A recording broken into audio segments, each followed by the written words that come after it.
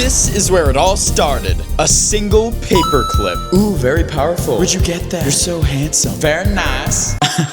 And somehow this became a PS5. Don't ask me how, I'm not sure either. And now I'm trying to trade it for something stupidly expensive. And today's trade might be my biggest yet, and this could change the entire challenge. But first, let's rewind for a sec. Here's how we got here. This all started at a flea market with a paperclip. I traded about a dozen small things and ended up with an Xbox One. From there, I hit the streets of Boston like some bargain bin entrepreneur, thinking walking around with an Xbox One would be enough.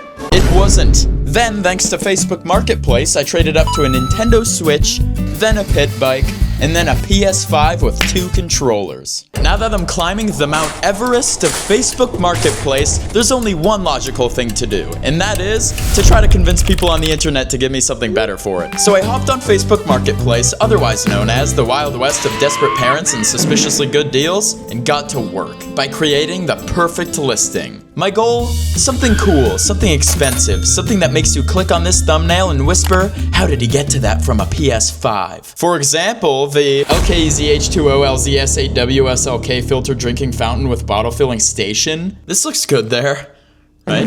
And people were actually messaging me a lot about this PS5. I was surprised, but none of these offers were even close to the value of the PS5. The PS5, I think, is probably worth around $350 to $400. And maybe my luck will be better as I keep climbing. But then I saw something so cool and so amazing, it couldn't be ignored. So I reached out in attempts to orchestrate a trade.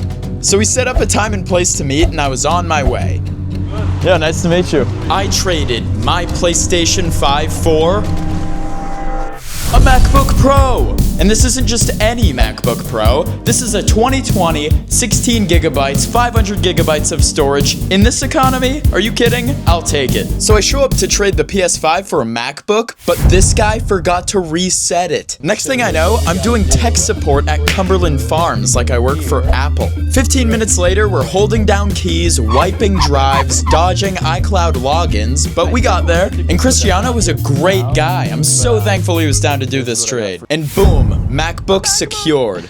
And I just went from a PS5 to something that cost the same as my car insurance. And just so you know how much of a value jump this one is, the PS5 is around $400. This is about $550. So this is a major jump. So I just traded for a MacBook, things are moving, momentum's building, I'm locked in, time to list it, and wait a minute. Why can't I post?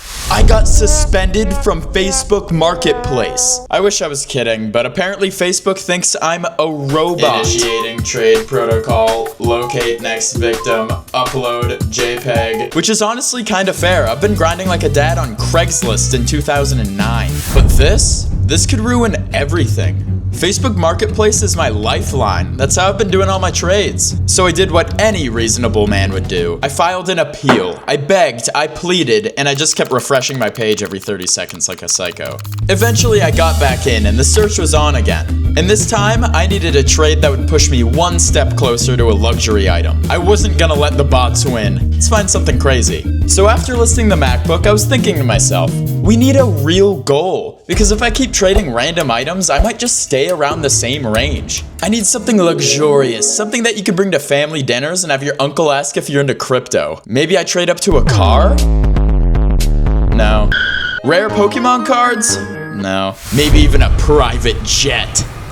Okay, yeah, right. No, I need something classy, timeless, something that says I started with a paperclip, now I get invited to yacht parties. I think I'm gonna trade up to a luxury watch. But not just any luxury watch, a Rolex. The kind that come in velvety boxes and make weird old guys nod at you at airports. So from this point forward, every trade has to move me closer to a luxury watch. We're going full horology mode. No more lawnmowers, no more kitchen appliances. It's time to get down to business. So I googled affordable Rolex and my browser crashed from laughing. Now the cheapest are all over $2,000, so this is gonna be really hard considering I have something that's only worth $600. But I'm persistent and I'm not gonna give up, so the search for luxury watches begins now. And I was searching and searching, but nobody wanted to trade with me. It's almost like people want actual money for things. It's ridiculous. Are watches and laptops really that different? But I was actually struggling. This was hard to get somebody to trade for this. And there's only a limited amount in my area, so I have to hit up everybody. Denial after denial, I was feeling down on my luck, kind of lost, and I was questioning, will I even be able to get to a watch at all? Until I finally found somebody who was willing to trade. And we talked for a bit about a time and place to meet. But then he sent me this message, and I was getting kind of nervous because I couldn't tell if he was actually down or not. But I got in my car and left the house hoping that this was a legit offer. It's the most accurate Swiss watch made. Wow, that's great. All the tags are with it and everything still. This is my favorite watch. I almost don't really want to get rid of it. Oh. You know what? It's really cool. So. Yeah. I mean, it looks incredible and beautiful watch. I'll be following, see how you make out. Yeah, that'd be great. Alrighty. Bye. Alright, see ya. And the first luxury watch that I was able to trade to was a Longines. Longines? Longines? I don't know, but after some research, it's a nice watch company. And apparently this watch was the most accurate Swiss watch ever mass-produced. So I just got my hands on a watch that can tell time better than Father Time. And I know what you're thinking. Well, Jordan, how much is this watch worth? This watch retails for about $1,000, but this guy had it listed for $650. This was actually an upgrade of $100. So, oh yeah, I am climbing that mountain, baby. And this sets us up nice for the next victim. I'm just kidding, no victims. There are no victims. But you guys know the drill. I immediately listed this watch. And as we continue our search, make sure you keep your arms and legs inside the vehicle at all times. If you look to your left, we have chicken biryani. If you look to your right, we have purple hair, just in case you need it. But we want watches, so let's keep searching. So I continued messaging everybody with a watch over $500. And let me tell you, they replied no so fast, I thought it was an automated response. It wasn't. I messaged, I waited, I refreshed, I got humbled. And as I'm rapid firing messages so fast, I get suspended again. At this point, I might just have to trade this watch for emotional closure. And after I get back in, I message the right person. Somebody who's actually taken an interest into my watch journey and wants to help. And this guy has something worth trading for. Guys, I am pulling in right now to do the biggest trade that I've done yet. Okay, so I just traded my Longines VHP for this absolute unit. This is a Hamilton converter GMT, and it tells time in multiple dimensions. And yes, it came with the box. You know it's real when it comes with the box. Okay, and with this significant trade, let's do a value checklist from the very beginning. PS5, boom, $400. MacBook Pro, boom, $550. The Longines watch VHP, $650. And now this Hamilton watch, this thing's worth around $1,000. So in just a couple trades, I jumped $600 in value, and now I'm getting closer to my goal. So I listed the Hamilton. I figured, hey, it's over $1,000. Someone's gonna want it. But days passed, and I was starting to think maybe this Hamilton isn't as impressive as I thought. Maybe I peaked. Maybe this is it. And then one guy replies. He asked me what I was looking for, and I said I'm looking for anything luxury if possible. And this guy's great. He actually wants me to get to something valuable. He sends me a picture of a Rolex.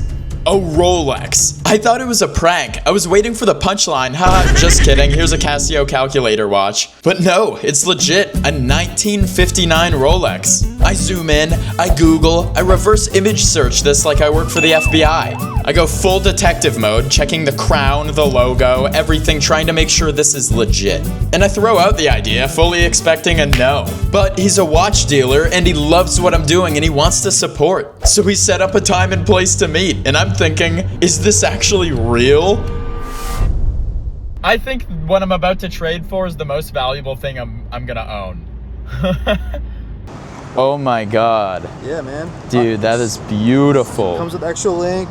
Got unmarked papers, but it's papers. Yeah. And yeah. How do you know it's real? I open these up.